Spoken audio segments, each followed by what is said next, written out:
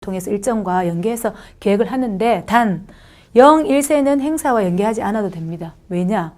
0, 1세는 아직까지 미성숙한 상태라서 애들이 움직임도 지금 좀 이렇게 움직임도 덜 이렇게 발달이 된 상태인데 행사를 너무 고집을 하면 같이 참여를 시키면 그 행사 자체도 힘들지만 0, 1세 위험에 노출되기도 합니다. 그래서 0, 1세는 행사와 연계하지 않아도 됩니다. 단 안전하다 하면 학부모 참여 같이 가능하면 연계를 하셔도 됩니다.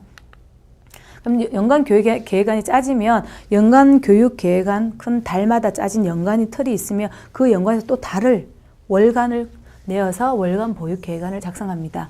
월간 보육 계획안은 연간 계획안의 주제를 다시 한 주 단위로 한 주, 1주, 2주, 3주, 4주 단위로 소주제로 나누는 것입니다. 그래서 소주제의 개수는 영아의 흥미를 지속하는 정도고 발달 수준을 과감할 수 있습니다. 예를 들면 연간 주제가 3월 새로운 곳, 자 4월은 이렇게 4월은 봄, 5월은 나와 가족, 이런 식으로 연간이 짜지면요. 이게 연간이면은 월간은 다시 이렇게 짜서 3월 보육계획안 해서 3월 1주, 2주, 이렇게 해서 이렇게 구성하는 게 월간 보육계획안입니다. 그래서 월간 보육계획안에서 이런 연간 주제 안에 있었던 걸 세부적으로 한 주씩 나누어서 더 디테일하게 작성하는 게 월간 교육계획안이고요.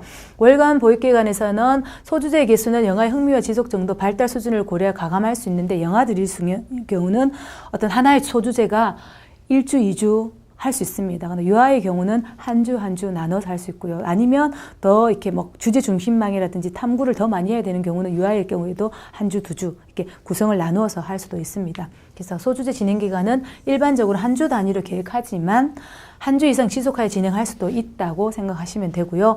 월간 보육계획안에서 일상생활 활동과 실내외 활동 등이 하루 일과를 기준으로 구분할 활동을 제시하도록 해야 된다. 이 말은 무슨 말이냐면은 일상생활 활동이 들어가고요. 실내외 활동이 같이 월간 교육계획안에 같이 하루 일과를 기준으로 구성이 되어 있어야 됩니다.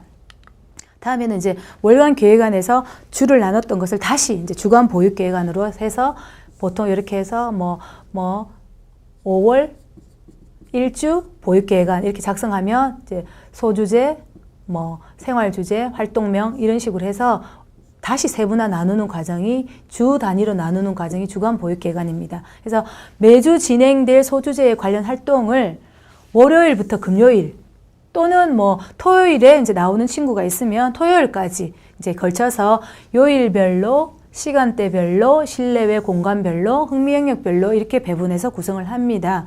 그래서 소주제 관련 활동은 하루에 진행되는 것이 아니라 며칠 동안 연속적 반복적으로 배치하도록 진행합니다. 소주제에서 관련된 게 하루에 딱 끝나는 활동이 아니라 월요일날 활동했던 건 내일도 할 수 있고요. 예를 들어서 월요일날 여름에 관해서 아이들하고 위생에 관해서 활동을 했으면 수요일쯤에는 그러면 위생에 관계되는 어떤 병원 견학을 한다든지 월요일날 봄에 대해서 봄꽃에 대해서 아이들하고 학습 활동했으면 내일은 우리가 바깥 공원에 가서 봄꽃을 직접 보는 산책 나들이 활동하자 연계를 해서 지속적으로 반복적으로 배치하고 진행할 수 있습니다. 그리고 포준보육 과정의 영역들이 고루 배치되도록 계획해야 되는 거고요. 영아의 흥미와 능력에 따라서 계획은 융통성이 있어야 됩니다.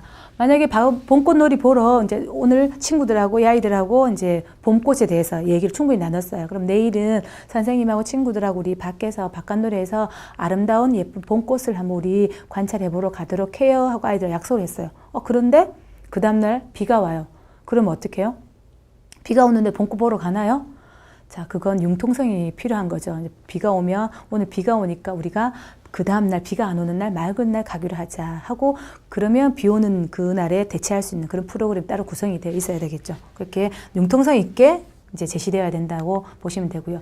이제 주간 보육계획안에서 점점 이렇게 일일 계획안으로 들어가는데 주간 보육계획안에 기초하여 일과를 시간대별로 활동 순서를 정합니다. 시간대별로. 하루 일과이기 때문에 등원해서 대그룹 시간 언제, 소그룹 언제, 미술 영역 언제, 점심시간 언제 이런 식으로 시간대별로 활동 순서를 정합니다. 그래서 활동 계획과 필요한 준비물 등을 미리 계획해 보는 것인데 교사는 일일 보육계획안이 당일 돼서 구성이 되면 안 되겠죠. 그러면 필요한 준비물이나 어떤 그런 계획이 차질이 생깁니다. 그래서 미리 계획을 해서 구성을 해서 준비물이나 교구제나 학습물을 챙겨놓고 환경을 구성해 줘야 됩니다. 그래서 교사는 소주제에서 1, 2보육 계획안을 통해서 하루에 진행될 모든 활동과 교사가 해야 할 역할을 한눈에 파악할 수 있어야 되겠죠. 그래서 보통 교실에 보시면 뭐 하루 일과표 이렇게 해서 이렇게 벽이나 기둥에 만들어 놓는 경우가 있습니다. 그래서 교사가 뭐 등원, 아침에 뭐 9시부터 10시, 10시부터 10시 30분 뭐 대그룹 이런 식으로 하루 일과표를 교사가 한눈에 파악할 수 있게 교실에 배치하는 경우가 있습니다. 그래서 교사는 어쨌든 하루 일과표를 충분히 숙지를 해서 하루 일과를 잘 윤택하게 하루 슬기롭게 진행할 수 있게끔 그래서 예측 가능하도록 하루 일과를 구성해야 됩니다. 그리고 영아의 간식, 배변, 휴식 등 생리적 욕구를 고려하는 부분이 하루 일과에 들어가 있어야 됩니다. 자, 영아의 경우에는 일상적인 양육 활동 이외에도 실내 자유놀이가 있을 수 있겠죠. 그래서 실내 자유놀이가 하루 2시간 30분 이상, 실내 놀이는 영아의 경우는 30분 이상입니다. 그래서 이런 부분은 교사가 융통성 있게 해야 되는데 꼭 2시간 30분, 뭐 30분 이런 식이 아니고 좀 융통성 있게 하시면서 아이가 컨디션이 안 좋은데도 꼭 놀이를 뭐 2시간 반 해야 된다 이런 건 아니고요. 배분을 잘 하셔서 하루 종일 있으면서 아이가 충분히 놀 수 있는 실내 자유놀이를 할 수 있는 이런 시간을 배치해야 되고 바깥놀이도 최소한 30분 정도는 나가서 산책 정도 한다든지 아니면 안전한 곳에서 아이들 바깥놀이를 한다든지 그렇게 배분을 하셔야 됩니다. 그리고 2세 후반이 되면요. 만 2세 후반, 2학기 정도 되면은 이제 아이들이 이제 집중력이 좀 생깁니다. 그래서 이제 다음 일과로 넘어가기 전에 5분, 10분 정도로 그룹으로 전이 활동을 할 수 있습니다. 그전에는 사실 전이 활동이 힘든 게 아이들 집중력이 짧고요. 아이들 잠시도 가만히 앉아있기 않기 때문에 교사가 좀 힘들기도 하고 아이들도 그 앉아있는 부분이 힘들기도